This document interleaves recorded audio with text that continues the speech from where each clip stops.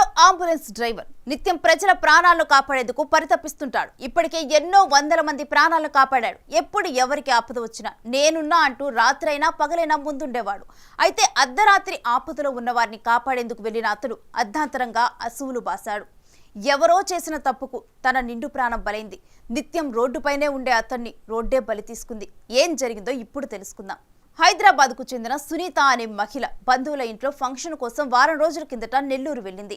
అయితే ఆమె ఆరోగ్య పరిస్థితి విషమించడంతో డయాలసిస్ కోసం హైదరాబాద్కు తరలించాల్సి వచ్చింది. దీంతో బంధువులైన చొక్కా శివకుమార్, సుబ్బమ్మ, కొండేటి సునీర్లు శుక్రవారం అర్ధరాత్రి అంబులెన్స్ లో సునీతను తీసుకుని హైదరాబాద్ బయలుదేరారు. తెల్లవారుజామున మిర్యాలగూడ మండలం గూడూరు దగ్గర రోడ్డుపై టిప్పర్ నిలిచి ఉంచడంతో వెనుక నుంచి అంబులెన్స్ బలంగా గుద్దింది. దీంతో అంబులెన్స్ డ్రైవర్ రాకేష్ అక్కడికక్కడే మృతి చెందాడు. సునీతకు తీవ్ర గాయాలవ్వడంతో మరో అంబులెన్స్ లో హైదరాబాద్ తరలించారు. మిగిలిన ముగ్గురికి కూడా గాయాలు కావడంతో మిర్యాలగూడ ఆసుపత్రిలో చికిత్సను అందిస్తున్నారు.